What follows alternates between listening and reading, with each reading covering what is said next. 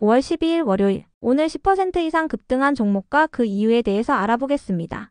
오늘 장은 오후 4시 키움증권 기준으로 코스피 지수는 1.17% 상승한 2607.33포인트로 마감했습니다. 외국인과 기관은 매수로 임한 가운데 개인은 매도로 대응했네요.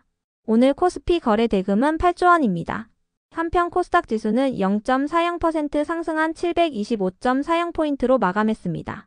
외국인과 기관은 매수로 임한 가운데 개인은 매도로 대응했네요. 오늘 코스닥 거래 대금은 6조 원입니다. 그럼 본격적으로 오늘의 급등 종목들을 살펴볼게요. 오늘 10% 이상 급등한 종목은 총 47종목으로 코스피에서는 10종목, 코스닥에서는 37종목이 나왔습니다. 이 중 상한가 종목은 평화홀딩스, 평화산업, 윌비스, 한솔홈데코, 대형포장, 케어젠, 넥스트아이, 세원물산, 유진로봇, 삼보산업, 우둔지판, BQAI, 벨로프, 우원개발 14종목이고요. 오늘 하한가 종목은 아이스크림에듀와 일정실업, 시공테크가 있었습니다. 총 47개의 급등 종목 중 상위 30개 종목들을 테마별로 묶어보니 4개 테마로 나눠볼 수 있었어요. 그 외 나머지는 개별 이슈로 오른 종목들인데요. 먼저 1번 김문수 테마입니다. 지난주 토요일 국민의힘이 김문수 후보의 대선 후보 자격을 박탈하고 한덕수 후보를 대선 후보로 재선출하는 투표를 진행했습니다. 투표를 진행한 결과 후보자 교체에 반대하는 표가 더 많았고 국민의힘의 후보자 교체가 무산되었는데요. 이번 결과로 김문수 후보는 대선 후보 등록을 마치면서 국민의힘의 대선 후보로 최종 확정되었어요. 이 같은 소식 속 김문수 관련주들이 강세를 보인 반면에 한덕수 관련주들은 하한가에 들어가는 등 급락세를 보였습니다. 김문수 후보는 1호 공약으로 일자리를 내세웠으며 사이버 보안을 강조했다고 전해졌는데요. 이 같은 소식에 일자리와 보안 관련주들이 상승세를 보였어요. 그 밖에도 김문수 후보가 경기도지사 시절에 해저터널 건설 사업을 주장했다고 알려지면서 우원개발이 국내 해저터널 도로건설 공사 계약을 체결한 이력이 부각되며 정책 수혜에 기대감을 잇고 있다고 전해졌습니다. 이 중에서도 엑스페릭스는 퓨리오사 AI 관련주로도 묶이는 종목이니 참고해주세요. 또한 화신전공의 급등 이유는 파악되지 않았지만 일각에서는 김문수 관련주로 묶이고 있다고 분석했습니다. 한편 벨로프는 언론을 통해 베트남 최대의 게임 퍼블리싱 기업인 VTC 모바일과 퍼블리싱 계약을 체결했다고 밝혔는데요. 이번 계약은 MMORPG 게임인 뮤 레전드에 대한 퍼블리싱 계약입니다. 이번 계약을 통해 동남아 지역에서 수익을 창출할 것으로 기대되면서 벨로프가 상한가로 마감해 주었네요. 다음은 이번 이재명 정책 테마입니다.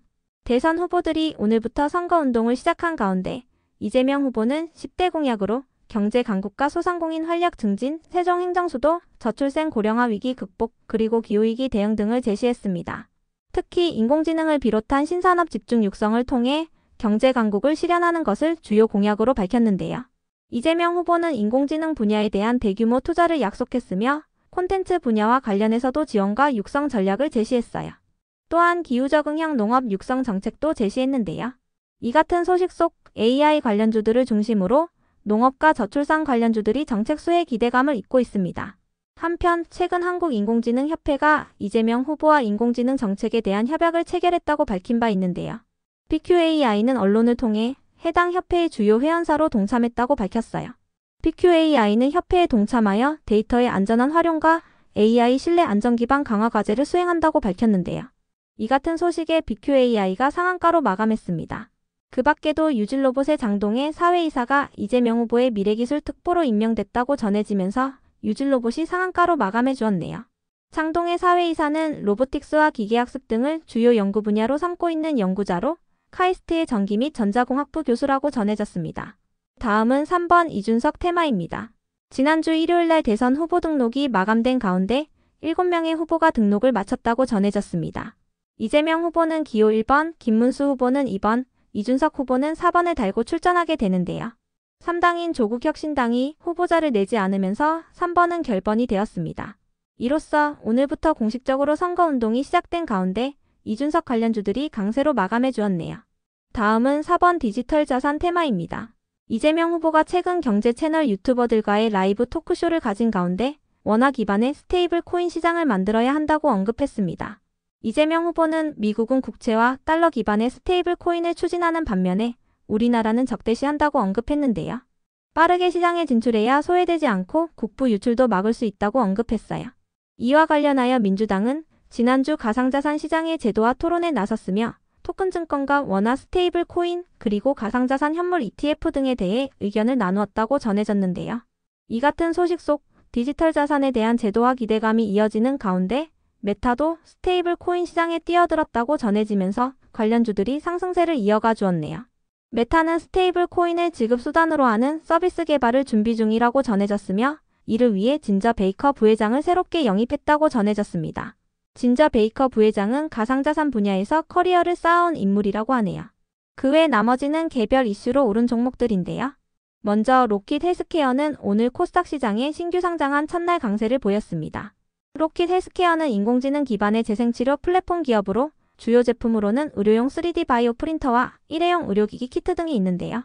로킷 헬스케어는 장중 최고 85%까지 상승했지만 종가는 공모가 대비 34% 상승한 가격으로 마감해 주었네요.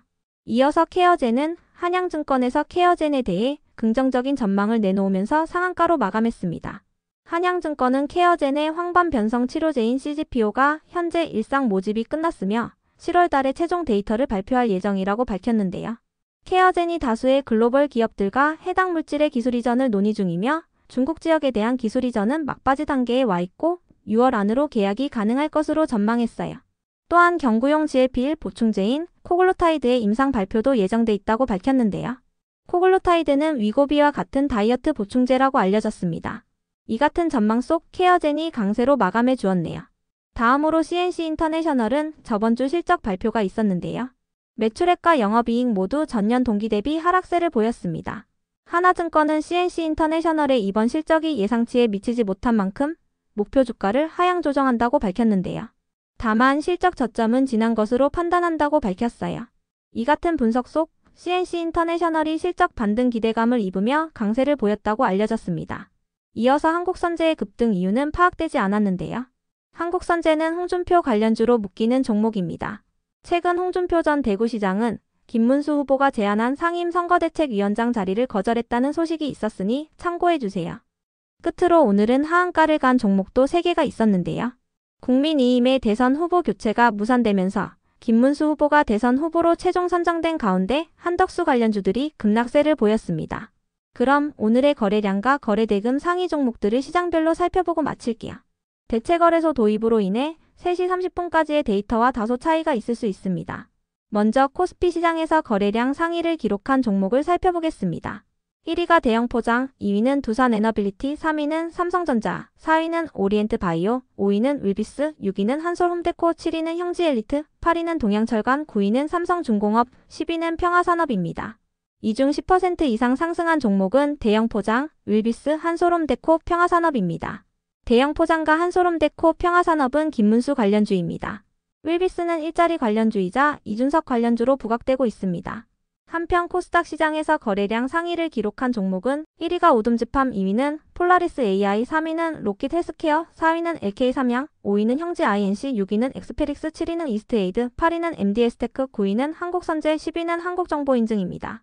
이 중 10% 이상 상승한 종목은 오둠지팜, 폴라리스 AI, 로킷 헬스케어, 엑스페릭스, 이스트에이드, 한국선제, 한국정보인증입니다. 오둠지팜은 농업 관련주이며 폴라리스 AI와 이스트에이드는 AI 관련주입니다. 로킷 헬스케어는 신규 상장주이며 엑스페릭스는 보안 관련주입니다. 한국선제는 최근 홍준표 관련주로 부각된 바 있으며 오늘 급등 이유는 파악되지 않았습니다. 한국정보인증은 토큰증권 관련주로 부각되고 있습니다. 다음으로 코스피 시장에서 거래대금 상위를 기록한 종목을 살펴보겠습니다. 1위가 삼성전자, 2위는 두산에너빌리티, 3위는 하이닉스, 4위는 하나오션, 5위는 하나에어로스페이스, 6위는 현대로템, 7위는 한미반도체, 8위는 하나시스템, 9위는 셀트리온, 10위는 한국항공우주입니다. 이 중 10% 이상 상승한 종목은 없었습니다. 한편 코스닥 시장에서 거래대금 상위를 기록한 종목은 1위가 로킷 헬스케어, 2위는 실리콘투, 3위는 알테오젠, 4위는 포바이포, 5위는 원일 TNI, 6위는 엑스페릭스, 7위는 크라우드웍스, 8위는 오가노이드 사이언스, 9위는 폴라리스 AI, 10위는 에르코스입니다. 이 중 10% 이상 상승한 종목은 로킷 헬스케어, 엑스페릭스, 크라우드웍스, 폴라리스 AI, 에르코스입니다. 로킷 헬스케어는 신규 상장주이며 엑스페릭스는 보안 관련주입니다. 크라우드웍스와 폴라리스 AI는 인공지능 관련주이며 에르코스는 저출산 관련주입니다.